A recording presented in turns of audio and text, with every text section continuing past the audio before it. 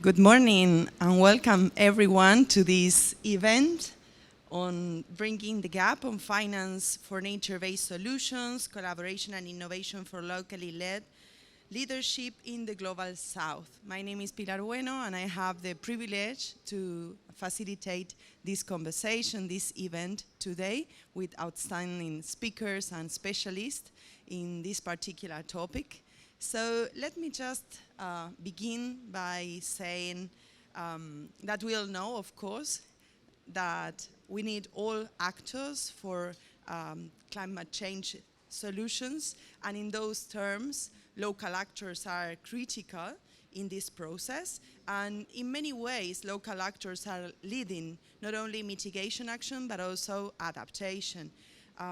In this way, we are all waiting here at COP26 an outcome in terms of finance, long-term finance, and of course, not only focus on national actors, but also local actors. So today, we would really like to talk about these financial gaps, focus on local actors. And when we talk about financial gaps, there are, of course, many issues to talk about, and that include the sources and the access and many other things. But at the same time, one of the gaps that we would like to focus today is the financial gap for nature-based solutions. So we will explore these together with these amazing panelists that we have. And we would like to see not only the issue of access and availability of resources, but also the enabling environment in order to access finance. So for doing that, I would like to welcome the panelists. I will like to start with AVINA Holland. AVINA Holland is Nature Climate Policy Lead at the International Institute for Environment and Development. Welcome, AVINA. And I have a question for you today, just to start. It's, what do we know about this financial gap? What do you think that we know? Thank you so much, very much for that question. It's a very difficult question to answer, and I'll get onto that in a moment. But I just wanted to say a very warm thank you for having me today. It's great to be here with the speakers in person and also virtually. And thank you very much to Fundación AVINA for bringing us together for this important topic today. The question you ask is a difficult one to answer, and I'm very happy to give it a crack, but also welcome thoughts from the other panel members today who might also have some views. We're actually doing quite a bit of research in this at the moment, looking at what amount of financing for nature gets down to the local level. It's such a critical issue that we all need to focus on. And we've actually done a lot of work in the climate finance space. I'm going to draw a lot on our research there because we're seeing some parallels in how climate finance gets to the local level, as well as nature financing for nature gets to the local level. And the reason we think that there's comparisons between the two is because the source of that finance is quite similar. It's coming from bilateral donors, it's coming from similar funds, etc. So I'll draw on a comparison from our extensive climate finance research as well. I wanted to just quickly kick us off with some pretty sobering statistics. There's been some major reports that have been put out this year and also beyond, looking at what the finance gap is for nature itself. So not specifically looking at the local level, but looking at the gap in finance that exists for tackling the nature crisis. So the UN put out a report earlier this year which says that there's a financing gap of $8.1 trillion US that is not there at the moment to tackle the nature crisis, and that's something that we really need to get on top of. The same report also says that by 2050, we need to increase that financing by fourfold. So it's a really big challenge that we have to tackle this nature crisis in terms of channeling the financing in the right direction. The Paulson Institute, of course, it's a very widely quoted statistic. It's a very fantastic set of research that came out, which says that the financing gap for biodiversity is between $598 and $824 billion per year. Again, a very substantial figure, which I think is a very sobering statistic for the sorts of challenges that we have ahead of us in terms of financing nature. Excuse me. There are other reports. The Dasgupta report, review, that came out earlier this year also touches on some of the challenges around the financing gap and has very similar figures, but I won't go into all of the different issues. I will come on to some of the ways potentially that can be delivered to tackle the financing gap shortly. But before I do, I would like to touch on some of the statistics that we have come up with through our deep analysis of climate finance itself. And I think we can start to look at the parallels with biodiversity and nature finance as well.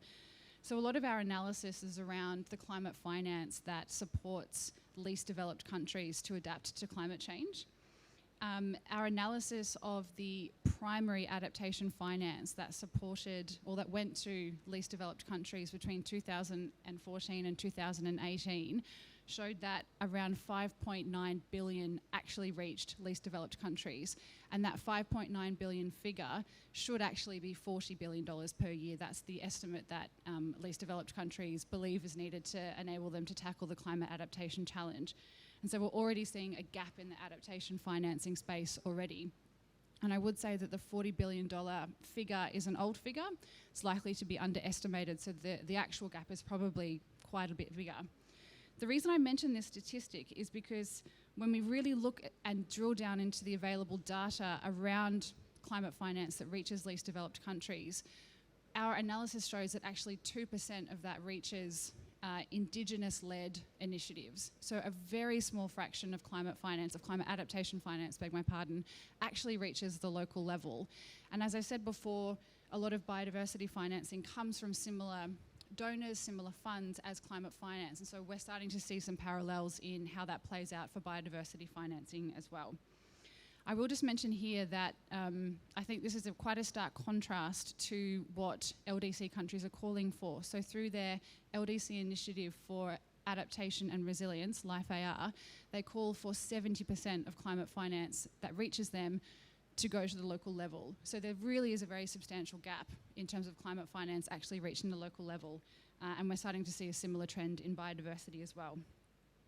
And that's why initiatives like the locally led adaptation principles are so important, because they build a framework, they provide a sort of a guiding direction for how we can all come together and actually devolve the decision making, devolve the finance down to the local level.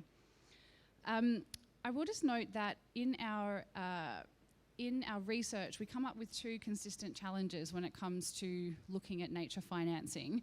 The first is around the term nature-based solutions, and there's a couple of dimensions to this. The first is that nature-based solutions isn't accepted by all sectors. We know that some Indigenous groups and local communities take issue with the Western view that is overlaid through the term nature-based solutions, so that's an issue that we need to be very mindful of. We also know that when it comes to reporting, because there's not effectively a negotiated, agreed definition of nature-based solutions, different donors take different perceptions, I guess, on what actually nature-based solutions are. And so when you look at some of those actual projects and drill down into them, they may not be as nature positive as what we hope. So I think that's worthwhile bearing in mind that the terminology is a challenge. The other second challenge, and I'll end on this note, is that we consistently come up with challenges around the transparency of reporting when we interrogate climate finance. And some analysis that we did of the OECD DAC statistics showed that 45% of the adaptation finance was insufficient in information. So it doesn't give a lot of clarity, a lot of detail around where the money is actually going. And what we see is that actually builds quite a lot of distrust amongst recipient countries from donor countries. And actually, if we can try and provide more meaningful transparency, it allows countries, it allows researchers like myself to actually interrogate that data and see where it goes, and ideally get a much better sense for what money is actually reaching the local level. I have some views on how we could potentially tackle the finance gap, but maybe I'll leave that for the discussion a little bit later, and so I'll stop there. Back to you. Thank you very much, Ebony, for giving us the basis for the debate. In many cases, you refer to sources, to the financial gap in general terms, but also to some specific challenges that we are dealing with. So I'm sure that the other panelists will be able to go through those challenges and maybe other challenges that will be taken care during the conversation. I would like now to give the floor to Santiago Alba Corral. He is Director of Resilient Food Systems at IDRC. My question for you, just to start, Santiago, is what makes how can research and training inform and leverage the solutions portfolio, the climate solutions portfolio?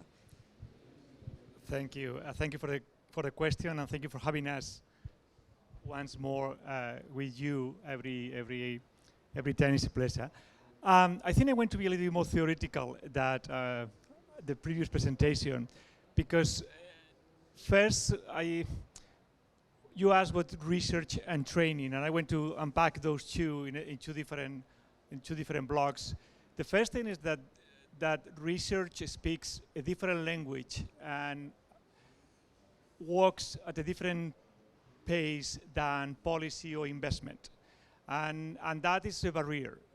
And the first thing that we have to do is the information or the data that is translated in information needs to be translated in knowledge, and then it needs to be translated into policy or decision for investors. And that is a process that is not natural. And in the case of climate and adaptation, the speeds are even more different, because many of the elements in the research agenda are taking more time than the patient, that policymakers has all the needs of communities. So the first thing I think is understanding that is going to be the policy process, the investment process needs to be integrated in the research cycle. The second piece will be how important is the localization of the research when we talk about adaptation or resilience, because that's not an element that we can be copying and pasting, and therefore is going to require an element of entry from the more national, regional, local, and the conversation that needs to happen on the knowledge with the indigenous communities, groups, and the participation of the actors that are going to be resilient or are going to be adapting and adopting the technologies and the research. I think that will be the key first moment. The second part of that element is that investors, when we talk about finance, or policymakers, when we talk of the framework of policies that will facilitate adaptation, they need certainty. And in the best scenarios, they want something close to the truth. And research doesn't give any of them. I think it was in one of the Indiana Jones movies that say, if you are looking for truth, go to the philosophy class. Here we are doing research. We have facts and evidence that changes. That is something that makes very difficult that conversation. And that's why I think the first element is that connection and that bringing together in the research cycle the policymakers, the investors. So that becomes part of a whole dialogue. That takes me to the second part of the question, what is the capacity building and the training that you were mentioning. I think that goes again to how we train and how we build capacities across all the actors involved in the process.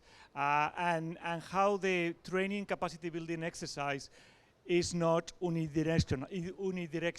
That needs actually to go in many dimensions. And that is in a space that we need to also facilitate. It's not going to be natural. And that's where the traditional knowledge has to influence the more organized academic research or knowledge, and vice versa. And that conversation also needs to be facilitated. When we talk about training and capacity building, I think it's not only strengthening the research capacity of the Global South in many cases, on bringing the researchers from the places where are more affected by climate change. It's also the science, what I will call the science culture that we need to create within the decision makers, both policy sides or investors or society. And we are seeing this. Some of the countries with a stronger research capacity don't have the stronger science politicians or societies that jump into what science says. And I think COVID has been a reminder that evidence is not always what moves either policy, investments, or decision makings of individuals. Regardless how much we invest in the research capacity, we don't have science culture that will not be taken to the level of action that we need. And that will go back to this idea of the dialogue. We have been funding through and there was another day in a panel, one professor for the University of Namibia, that she was part of one project funded by IDRC, that she has, with her team, literally going to Parliament of Namibia and training parliamentarians on climate change adaptation and talking about them. And they went into Parliament sessions with PowerPoint and doing workshops to have that understanding of what we are talking, and vice versa, going to communities and have those dialogues and understand how many communities are already experiencing climate change and how they are adapting and responding. So that will be on the training. We tend to focus a lot on the formal research training, and that's part of, I think, it still needs to happen. And I think that's a key element as well of programs and the work that AVINA is doing, or the African group of negotiators, of really training researchers to be part of the negotiations as well and bringing that. But it needs to be beyond that. And the last one will be the need of building channels of dialogue and collaboration on South-South, North-South, South-North, all the dimensions that you can imagine. And creating supporting those platforms has been something that we, for instance, from the International Development Research Center, have found that it's even more powerful than many of the tools that we could be developing. Without those networks of dialogue, without those spaces to share information, to challenge as well knowledge, we will not reach the level of impact that we need and the speed that we need in these days with the climate crisis. Thank you very much, Santiago. Let me tell you that I felt very identified. I am social scientist, so I really believe each of your words, and I experience it in my own life. So I understand that this idea of translating languages is quite difficult but necessary right now, and to build these bridges between science and policy interface. I also would like to highlight this idea of the lack of certainty, and not necessarily associate science with certainty. We already know that probably in the climate science field, but sometimes politicians don't know that, so they are expecting from scientists all the certainties, and that will not be the case, and increasingly will not be the case. So I would also like to take your last point in order to go to our next speaker. You talk about these channels of dialogue and alliances and the importance of that. So I would like to give the floor to Fabiana Mena. She works and it's the director of Fundación Gran Chaco. And I could like, Fabiana, if you could please give us some idea with respect to how can partnerships can bridge this gap we are talking about. Thank you very much for being here, Fabiana. Thank you, Pilar. Thank you. In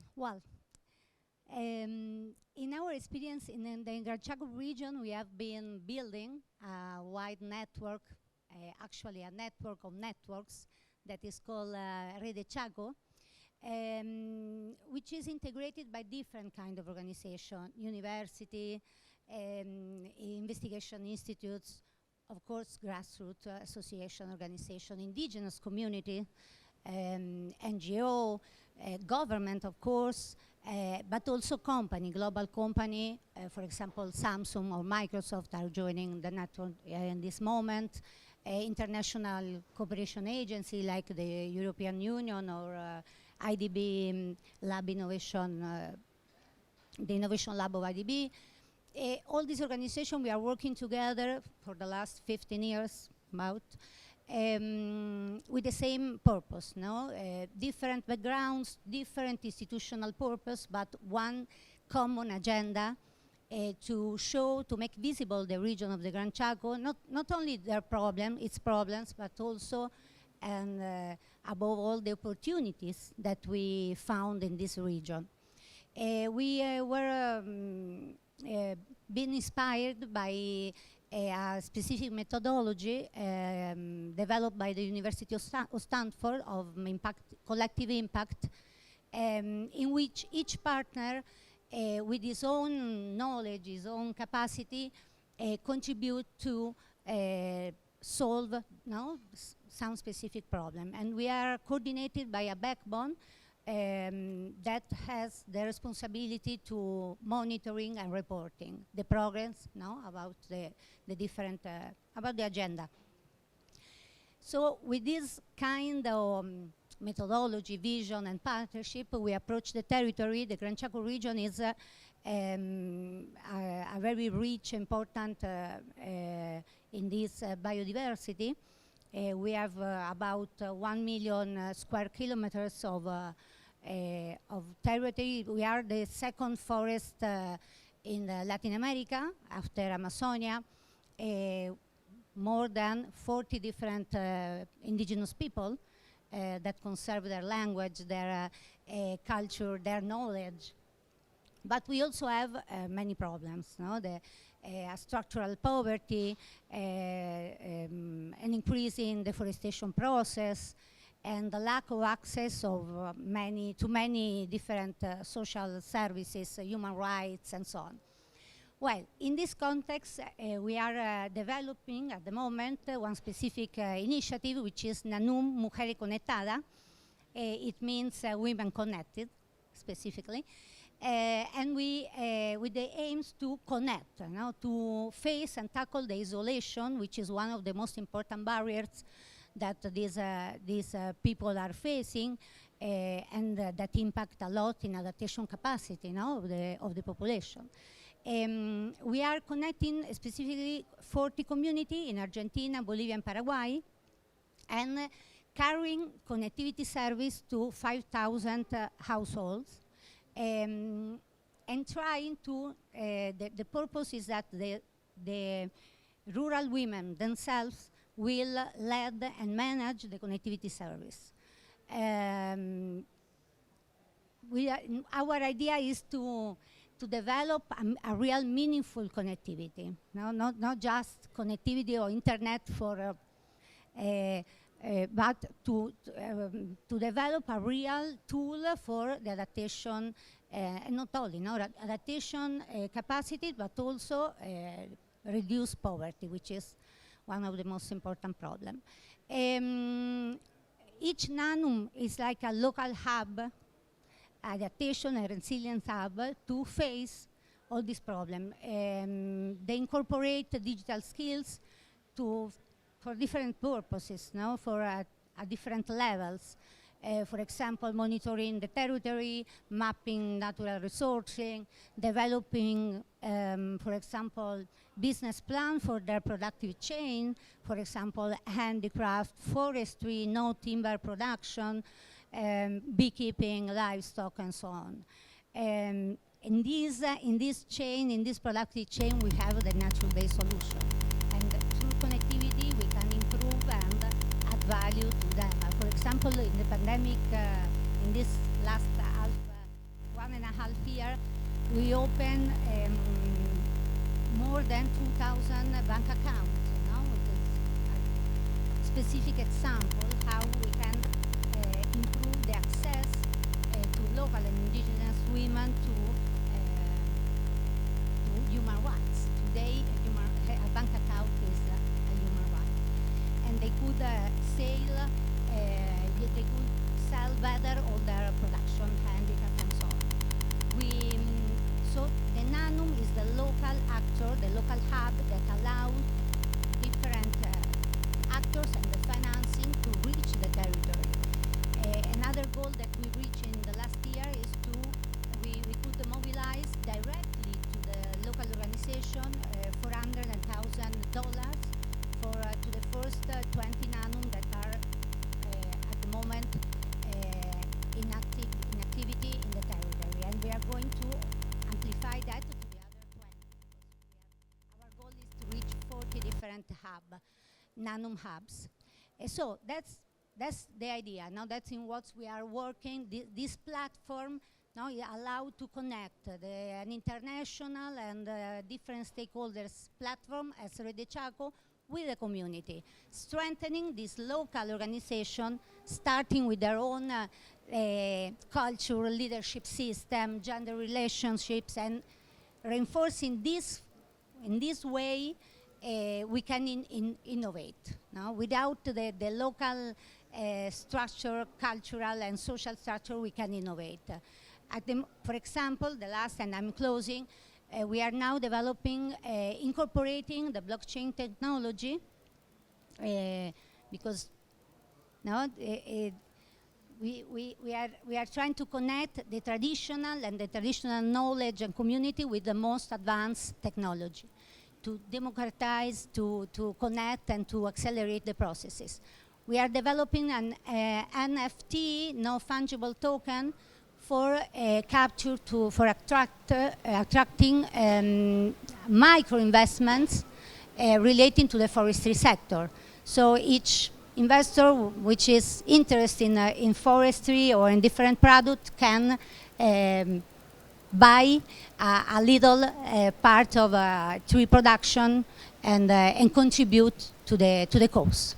So this is our experience, and this is what we are doing now, reinforcing and bringing technology, and the same organization can develop it and innovate. Thank you. Thank you very much, Fabiana, for sharing with us the experience of Fundación Gran Chaco, and in particular Mujeres Conectadas. I really believe that adaptation is a lot about visibility of communities are already doing, in many cases not identified as adaptation, even by themselves, and of course by other actors. So this is quite important, and I think it's a critical feature for this conversation. I would like now to invite Natalie Anderstel, if she can also approach to the other colleagues. Natalie Anderstel is president at Talanoa, and while you share the panel, maybe you can take the mic of Fabiana. Thank you very much for that. I would like to welcome you with a question. In these terms, what do you think that makes an enabling environment for nature-based solutions finance? Good morning, everybody. It's a great pleasure to join you today, and sorry for being a little bit late, but COP26, well, many challenges we have to adapt. So first of all, the experience that we have already with nature-based solutions to adaptation show that it delivers more benefits. It's normally, it has a lower cost than other solutions, right?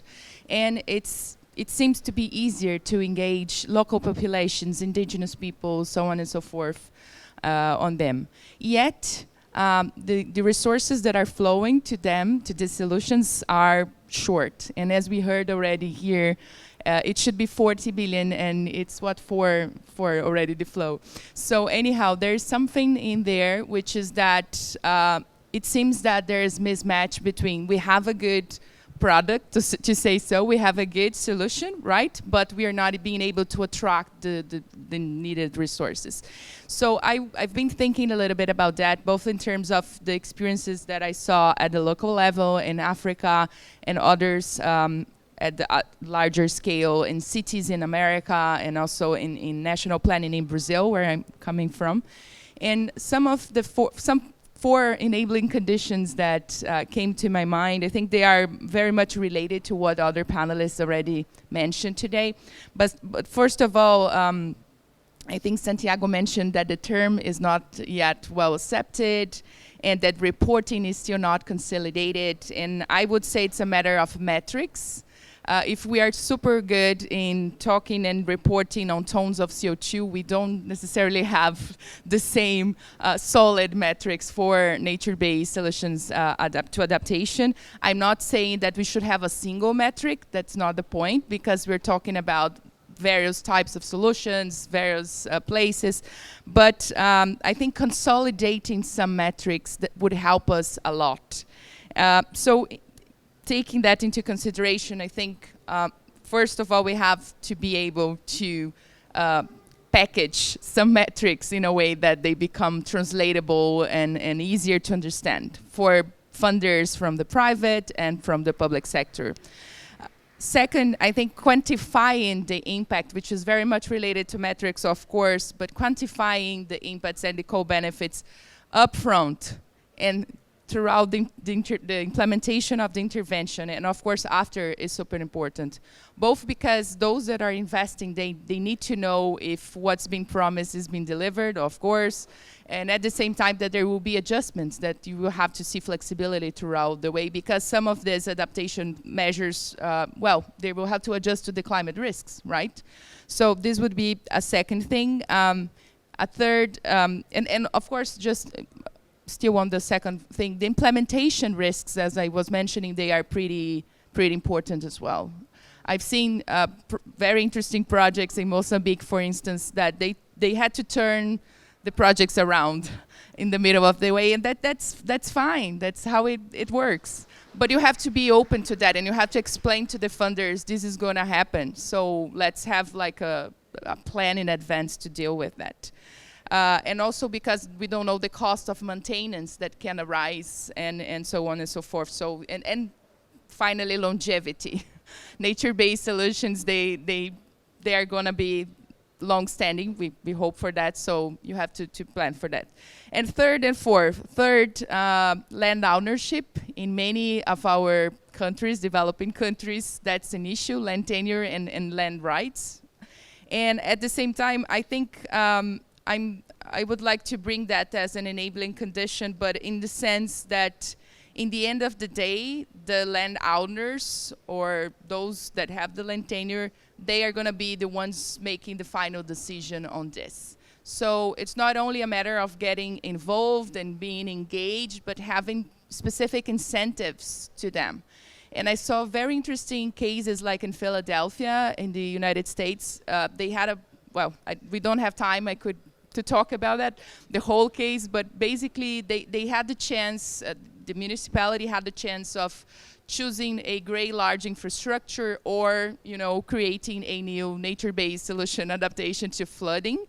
And that involved the households. So they created like rain harvesting and incentives for the households to work on that together, with other interventions that the government did. And that was brilliant because everybody got engaged and everybody saw, the tax benefits that they were getting with that. And I think we have to think of that when we are thinking about attracting money, because the funders also want to know who is getting these benefits. So let's be very clear on that. And finally, governments, if they when they prioritize nature-based solutions, I think that's very helpful because they give the signal to funders, public and private, that this is good, and the governments then have also to establish like a package with clear terms, with clear definition, with metrics to say, well, this is something we would like you to support. It's unfortunately not the case in Brazil yet. We don't have like nature-based solutions as a priority at the federal level. We are starting to see some interest at the local level, and I think that's very, very much what we need. But once again, it's super important that when that's in place, that's a very powerful enabling condition. I would say it's half the way. Anyhow, to summarize, I do believe that the nature-based solutions to adaptation, they are super competitive in relation to the others, to gray solutions, so on and so forth. But they will become more competitive in terms of attracting funding if we are able to show metrics, to manage risks, to engage landowners, and be prioritized. Thank you. Thank you very much, Natalie, for your thoughts with respect to the nature-based solutions challenges. I really like your idea of mismatch between having a very good product and the need for selling it or give some presentation to different actors from a different perspectives. So in this regard, not only the methodological challenges, but also the risks, ownership, and the incentives that you refer to. So I would like to, in order to continue talking about the different actors involved in enabling environments for nature-based solutions and closing the gaps, we have the opportunity to have Paula Ellinger. She's in Buenos Aires right now, so this is things that we learned from COVID-19, that we have the opportunity to have this kind of hybrid events, and we are very happy to have Paula. Paula is Climate Action Manager in Fundación AVINA, in AVINA Foundation, and she will refer in particular to the role of AVINA Foundation in all this debate and some initiatives that they have. So I would like to ask, I'm sorry I cannot see you, Paula, but I will see you in a moment. So I will make you some question in order to start, let's say. I would like to know from your perspective, what is the role of philanthropy in bringing this gap? So now I can see you, Paula. Welcome. Thank you very much, Pilar. And before I approach your question, I would like to say that I'm extremely happy to see such important partners for Fundación AVINA together around the table discussing an issue that we have been from Fundación AVINA thinking for a while now. How do we bridge the gap for nature-based solutions? We know it's a key road for Latin America to go through to strengthen nature-based solutions in our region and to bridge this gap. But there are several challenges, and we understand that the answer for bridging this gap is not unilateral, is not one aspect. It's really working with an ecosystem of approaches and actors to be able to bridge this gap. So it's really a pleasure for me to hear the perspective from different partners, from IDRC on the importance of building capacities at different levels, from Fabiana, from the experience on the ground of the relevance of partnerships that complement themselves in bridging this gap, and from Natalie, of course, the very important reflection on the different aspects that the projects have to have in order to become attractive for this type of funding. But now I would like to go answering to your question a little bit deeper into the characteristics of these funds, of the funds that can reach the local level for financing nature-based solutions. Most of us are following very closely all the climate finance discussion, and it's often on the table, the volume of funds, how much funds are really reaching the ground. And this is what we hear very clearly in Ebony's intervention. But I would like to make the point that it's not only a matter of the amount of the funds reaching the ground, but also the nature of the funds. What are the characteristics that the funds that are made available for local communities to access need to have in order for them to be really accessible? And before going a little bit deeper into that and then bringing the issue of how philanthropy and philanthropic funds can complement this ecosystem of solutions for bridging the gap, I would like to tell a short story. And it's a story that I had the opportunity to live a couple of years ago when I was working with Fundación AVINA on a program that was founded by the Skoll Foundation on Amazon conservation. And the program had one line of action that was territorial management. And we were very much confident that we needed to work the issue of mining in the Amazon region, but we were unsure how to address the issue. So we did something that was quite adventurous, I would say. We got a group of 10 people with complementary perspectives and experiences. We got into a boat and we went into an exploratory travel to Calha Norte, which is one of the largest portions of protected areas, protected forests in the world, and where also Mineração Rio do Norte, a mining company, is exploring bauxite. I hope I'm pronouncing it correctly in English.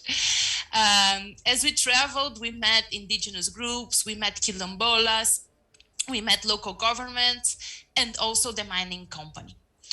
And it was through this on-the-ground experience that we found that the mining company had erratic social responsibility investments in the territory. And there was an important opportunity to build a more robust approach to sustainable investing in this territory. Many things followed. The partners that were with us on the boat did a strong analytical work, negotiations, and the result was a program called Territorios Sustentables, which led to a robust program for sustainable investment in this territory and in strengthening the role of local organizations. So although it's not, the case I'm sharing is not necessarily a program for nature-based solutions, I think it helps very much to show the power of sometimes small funds, but that are deployed without a concrete output, but with a clear purpose. And in that way, they can leverage more funds and a more strategic engagement within a territory.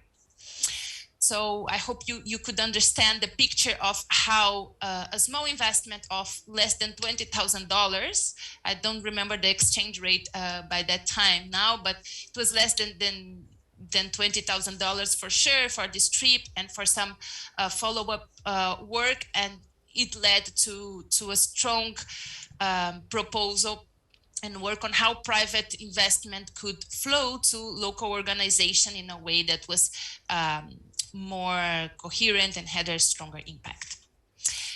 So now, Pilar, I will go to your question. Yeah, and taking this example in mind, I would say, what's the role of philanthropy? Philanthropy can make it possible to answer to the climate change challenge that we have now, and with the agility, the adaptability, and the inclusivity that it requires. And that nature-based solutions require to become not a good solution without funds, but really to become a good solution that is funded and that is mainstreamed. So let me discuss a little bit on these characteristics. On inclusivity, I think Pilar mentioned, Natalie mentioned somehow, but we know that indigenous groups and local communities, they have a key role to play in taking ahead nature-based solutions, and their knowledge and their ownership of solutions need to be approached. And philanthropic funds have an important role to play there, ensuring that funds are accessible and also funding the conditions for indigenous communities, local communities to access these funds. So tackling in this way the objective and the subjective barriers for participation and inclusion. With that, of course, I agree with Natalie on the relevance of the projects having quantified results and having all the characteristics to become attractive to funding. But I also want to make the point that for local and organizations, sometimes this is very far out of reach. It may be very, very challenging to ask for a local organization that is engaged with the concrete day-to-day challenges to design a project with a very strong climate narrative and all the studies that shows the benefits of that project. This may make the funds just inaccessible. So in that sense, I think philanthropic funds can complement the scenario in a positive way, making funds more reachable to local communities. And the second point is agility. Sometimes preparing these projects that have all the metrics, the quantifiable benefits, and so on, it can take a long time. We as Fundación AVINA, we are an accredited entity to the GCF, and we have been engaged in this process, and we know that in some cases it can take 2 up to 5 years for an idea to become a fundable project, and we just don't have this time. So I think that also philanthropic funds can complement, making it possible for us to build solutions and to fund ideas of nature-based solutions right now. and answering to context needs and opportunities. And third, on adaptability, Natalie mentioned very clearly that when you are on the ground and the project is going on, then sometimes there's a need to adjust and to change the project and to learn from that. And this means that the funding that reaches local level and nature-based solutions, they must have some sort of flexibility and the opportunity to change and adjust things as the project happens, right?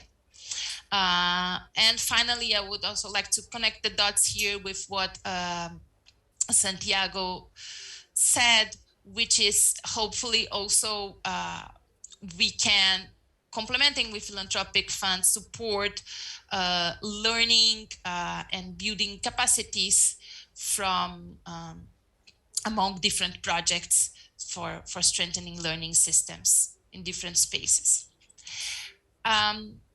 So yeah, these are just some points that I would like to bring about the philanthropic funds. It was the question posed, but I want to stress here that from Fundación AVINA, we don't think that philanthropy can solve the issue.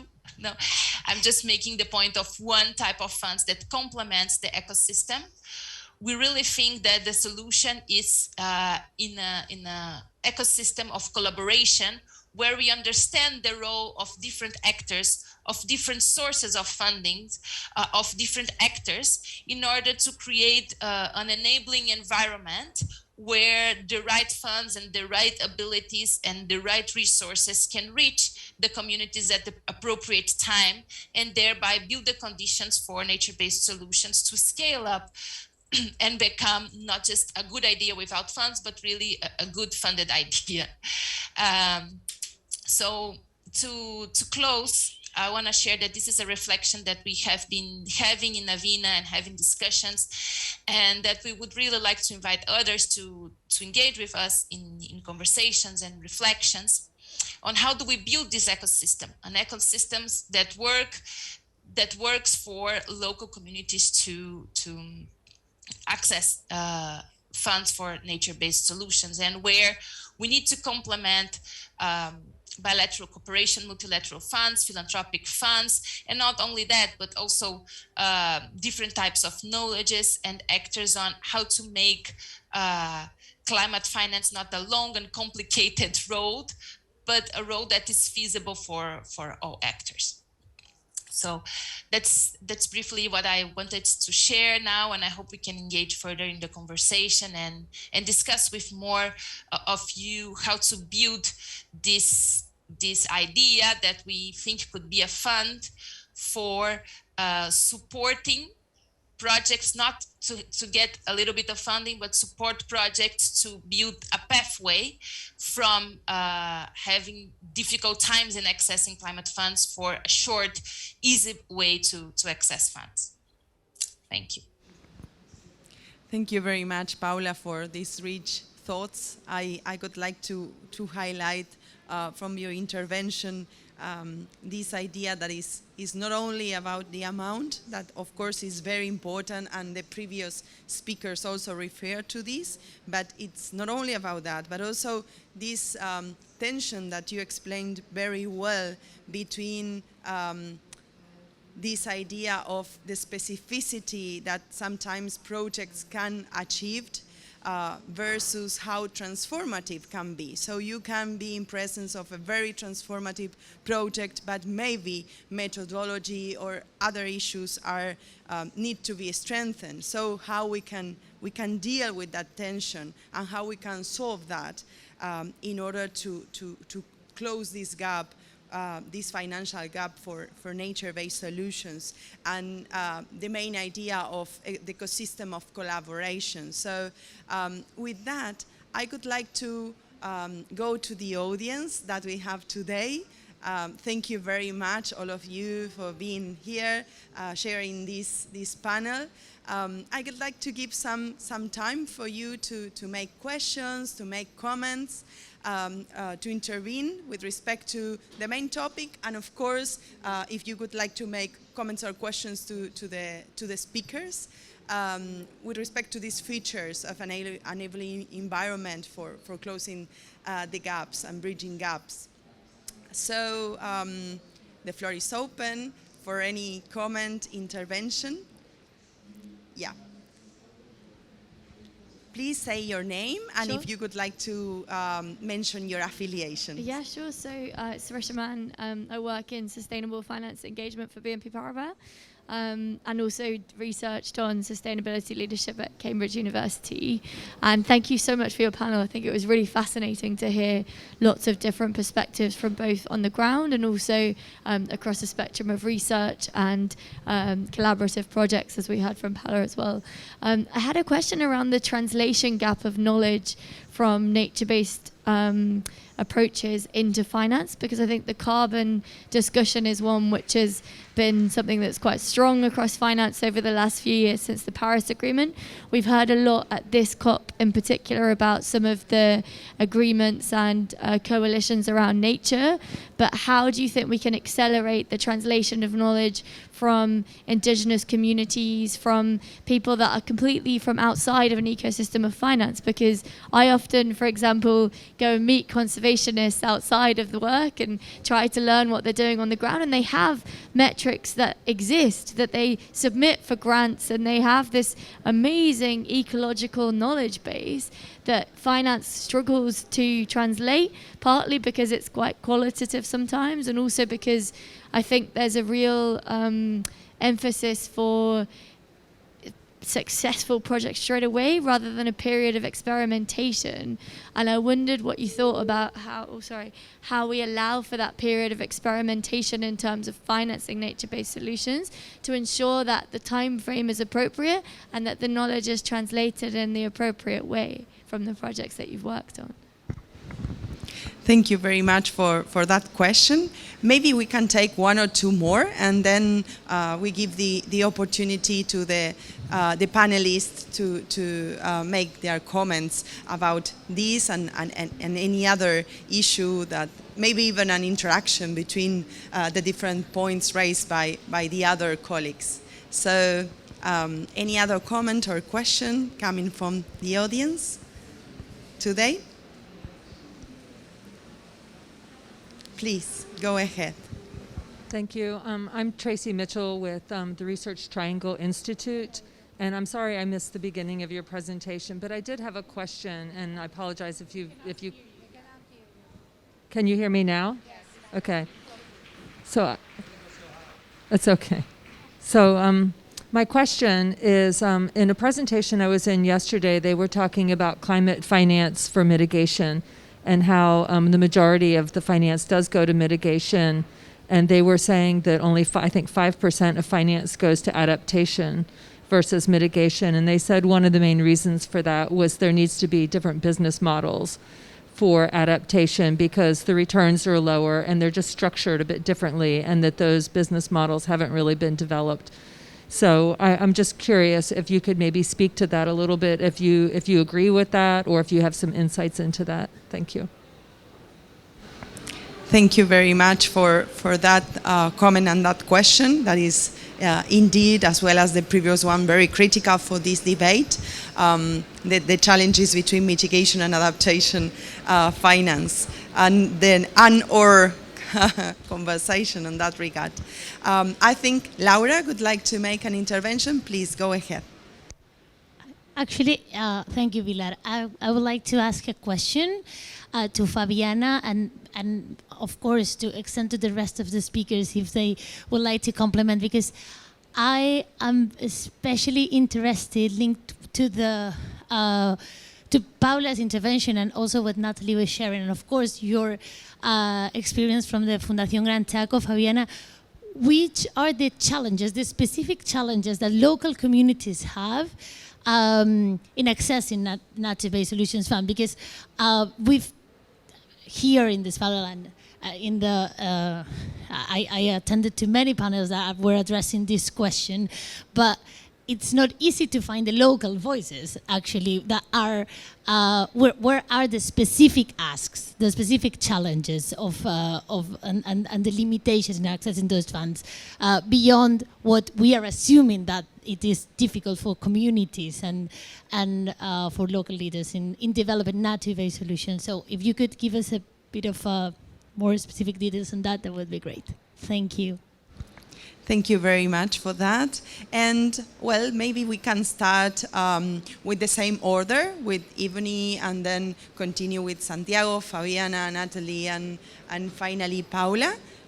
If you can make your comments with respect to any of the questions or any other point, even make questions to any other panelist.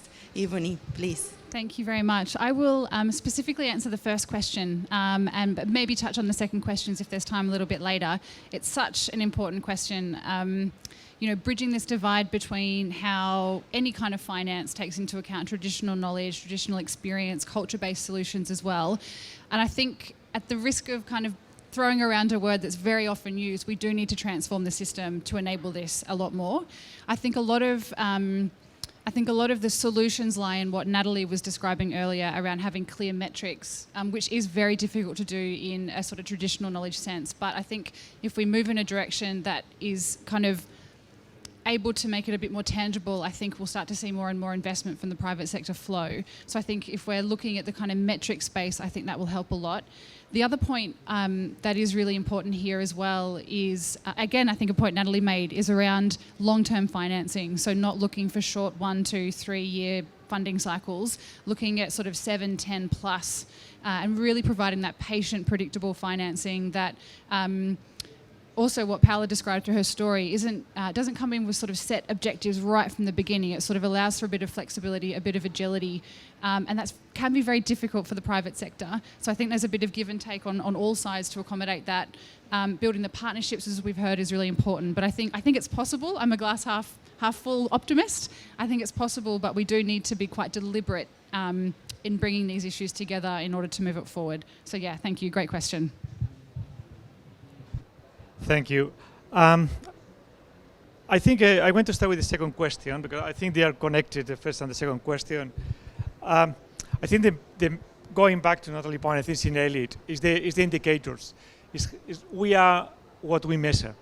And I think one of the major issues that we have is that the language of return on investment, that is a language that finance speak very well, is very easy to translate on mitigation programs.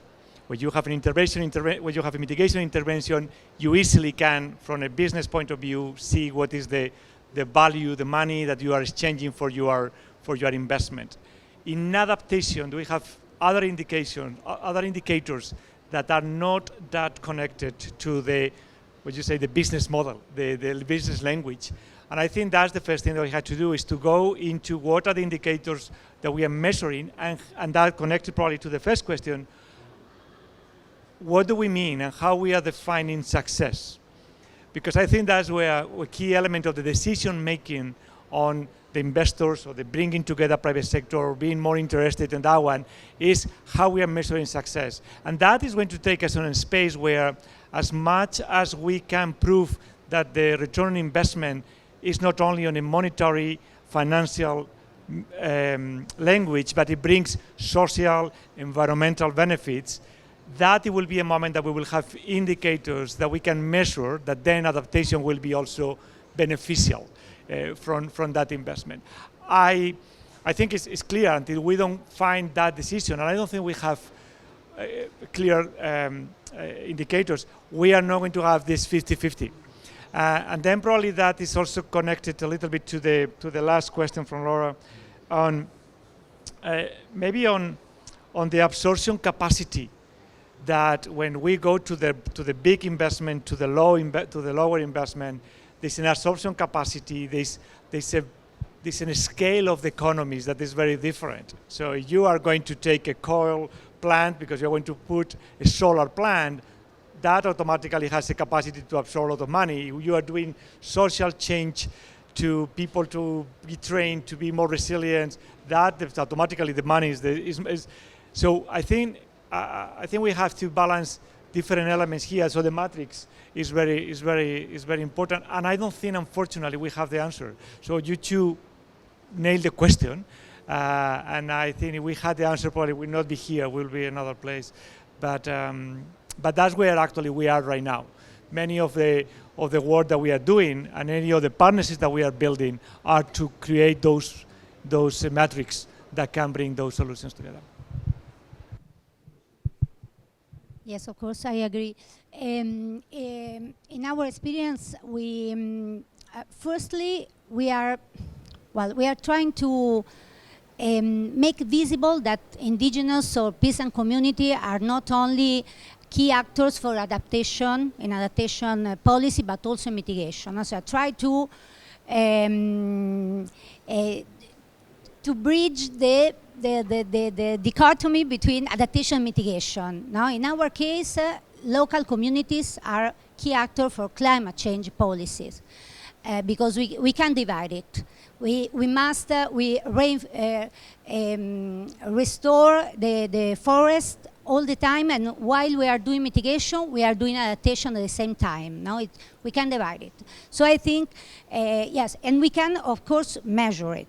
In Rede Chaco, we are building, as I said before, this, we have the backbone who is in charge to measuring and reporting all the time. And this matrix, we build it with the NANUM, with the local organization, with the same representative of the indigenous or peasant community. So we build together the way in how we have to measure our the baseline and then our progress. And well, answering to Laura too, well, how to show the voice or let the local voices reach the making decision table. Well, I think first of all, connectivity. Now, for us, that's why I spoke about meaningful connectivity, because we need to break down the isolation. Sometimes it's a physical isolation, but it's also a psychological or symbolic isolation. So connectivity together with complex, no? Because the time, the processes, the social processes are longer than the business world asks. But doing that is not so long, the process, but because when you approach the community with this focus, no, with a cultural and with the same cultural and social language, you can, in our experience at least, we could accelerate these social processes. So we have a strong local actors that with a new tool as connectivity or digital innovation can really reach now these new places and define policy together with a decision-making functionary. Thanks for the questions. And two things come to my mind. One is that one of the most important things that we saw coming out of the COP26 until now was the $12.5 billion fund for indigenous peoples. And I think that's a very important signal that indigenous peoples do have the capacity and the appetite to do this. And I don't know, but there's a law of attraction of capital. Capital attracts capital. The more capital you get, the more you implement, the more you will get, right? So I think there's something here about like one, trusting that the communities, the peoples, they are interested and they are going to do it, and probably much better than has been done so far. And secondly, if we don't really break the ceiling of, or change the things that we've been doing so far, we will not get a better result. So I know it's difficult. I lived in the Amazon myself for 7 years, in the middle of nowhere, in border Colombia and Brazil. I know how difficult it is. But I also know if we don't change, if we don't try to get better and enhance and use technology, as you were saying, we're not getting somewhere else. So I think it's just a call of action to all of us to really try to do things better and quicker and so on and so forth. And finally, just a provocation to Paula.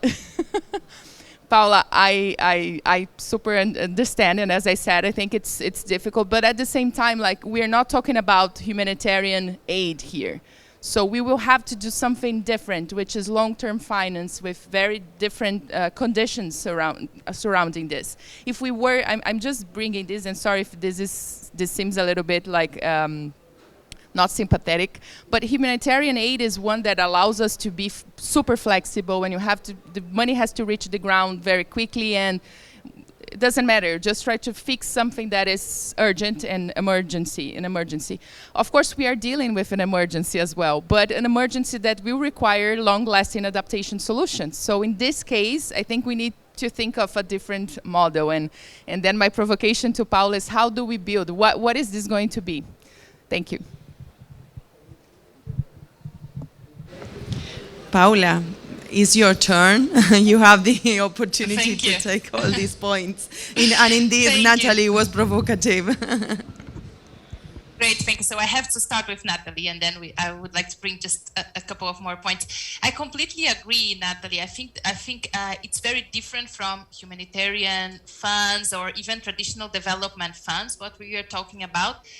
I don't think it's a matter of putting less value to the need of understanding the climate rationale and developing it, but how do we balance it?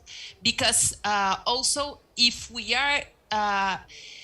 need to prove the impacts of every cent before the intervention even starts, I think we're gonna get there too late. So where's the balance between having strong evidence, strong scientific evidence that also dialogues with traditional knowledge, but also the flexibility and the understanding that the impact sometimes is not going to be foreseen beforehand, because we need to adapt, because we need to answer quickly in order to be prepared for any climate impacts that are coming, or in order to avoid loss of forest and so on. So I think there's a balance there that we need to reach, especially when we are talking of funds reaching the local level.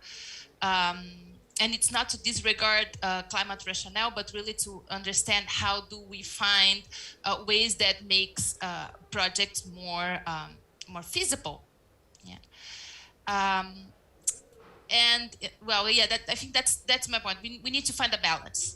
It's not a matter of being all scientifically proven when it's for funds to reach the local level in advance, but also not a matter of just giving funds for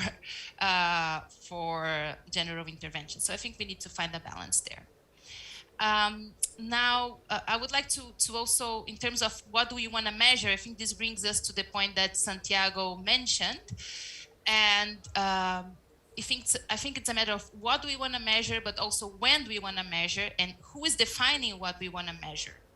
Yeah. So how are we bringing also to the table the communities and the actors that are on the ground defining what is that needs to be measured, and when are we going to measure it? Do we need to have the impacts measured just at the end of the project? How do we build the long-term vision, and how do we incorporate long-term measuring of impact as well? And finally, just a quick reaction also to Fabiana's point of how do we overcome the dichotomy between mitigation and adaptation. I think there are many dichotomies that we have to overcome. And definitely we have to do things different. So I completely agree with your point, Natalie, that we need to do things differently. And I think that means thinking at scale, but it also means thinking systemically.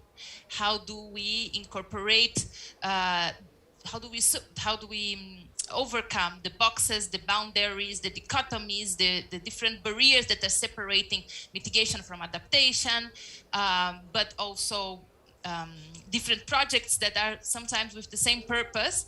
Really, from Fundación AVINA, we see that, and that's also, I'm very happy to see all of you around the table. We have different initiatives and different projects that are basically working around the same issue. For example, those of you who were around the table is a good example. And how do we overcome this barrier of talking about projects and initiatives and think systemically about the challenge that we have? So yeah, that would be from my side for now, Pilar. Thank you. Thank you very much, Paula, for those reactions. I would like to now, we have some little time to finish, but I would like to give the opportunity to Ramiro Fernandez. I see him as part of the audience. Ramiro is Director of Climate Change at AVINA Foundation, Fundación AVINA. So I would like to give the opportunity to Ramiro to reflect a little bit about the main topics of this debate. Ramiro, you have the floor. Thank you very much, Pilar. Just to share from AVINA and with Pilar and the team here, thanks a lot for the panel. Stay. You're in charge here. Now, just reflecting on the session and the process there, to try to wrap up and summarize here some key elements. I think this COP has been probably the first COP that it truly puts nature and climate as one of the highest priorities of the COP. We've seen that, and we also have seen the first days major announcements that you just said, Natalie, $12.5 billion for indigenous communities and many others going into that direction. I think that is great, and this should make a turning point on the way we understand the interrelation between nature and people and climate in this element. But as Sheila Patel, Global Ambassador of Race to Zero and Race to Resilience, tell us, the measure of success of all these announcements, it is under the judgment of the most vulnerable people living in the communities. They are the ones who are going to say if we are doing the right thing or not, if we are having the progress or not. And I want to reinforce this element that we are in a state of emergency, particularly on the impacts of climate change. This is not an emergency only in the mitigation side. We need to acknowledge the state of emergency, how communities are suffering today and right now. And if we want these solutions to be fair, equitable, and they're really sustainable for the long term, as you're saying, we need to work on creating the right architecture to get that in place. We don't have those architectures in place. Probably we did much more progress on mitigation in building the architectures to measure how we're dealing with the challenges of reducing emission, but we don't have that on resilience in many areas. So I would like to focus in 3 areas that we can prioritize on building those architectures. One is definitely on setting up the innovative financial mechanisms that you are saying. So let's identify, and that's not the business as usual aid approach. Couldn't agree more on that. We need to create new, innovative financial mechanisms that address the people. And I do know that in the Chaco region, under the leadership of Fabiana, they're working on that very, very well. So let's work on that, on business models that really work for the people. Second element, I'm sorry, just to say, from AVINA experience, we know how difficult that is, as Paula said. Dealing with the Green Climate Fund and with the communities on the other side, trust me, and national governments in between, it's extremely, extremely difficult. Very difficult. Such different cultures and mindsets there on metrics, on accountability, on reporting, costs, basic elements. So that's a key challenge. Second, as you said, I think it's very important that we work more on the metrics. And I think being all here at the Resilience Hub today, which is the house of the Race to Resilience global campaign, I would like to invite all of us to look more in detail what Race to Resilience is doing on the metrics on resilience. It's a leading initiative with more than 24 partners, 2,500 organizations committing under a shared metric to report their progress on an annual basis to protect 4 billion people by 2030. And this is a people-centered metric mechanism. I think we think, and I said we as part of the high-level champions team, that this could be a substantive contribution to the resilience community.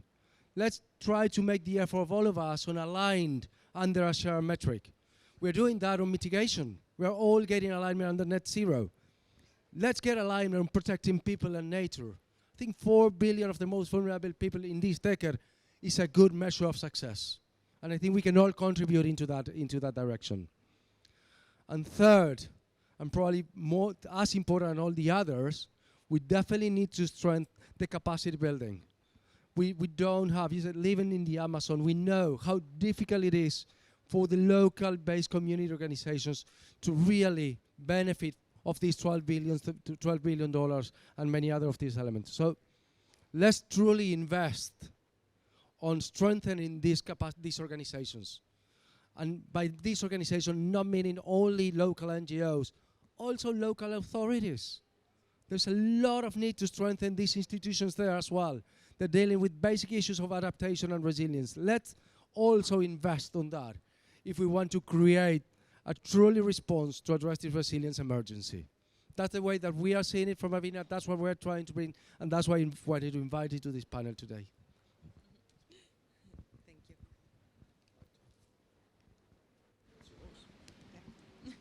Thank you, Ramiro. And well, I think we are on time now. I would like to thank you to all the outstanding speakers that we have the opportunity to hear today. Not only the panelists, but also Ramiro with these incredible conclusions. Thank you very much for wrap up the main ideas, but also to highlight some of our challenges and the opportunities that we have coming from this bridging the gap on nature-based solutions. Also, I would like to thank Paula in Buenos Aires that joined the panel, and of course all the audience here and in live stream that had the opportunity to share with us this event today. With that, thank you again, and we'll see you around.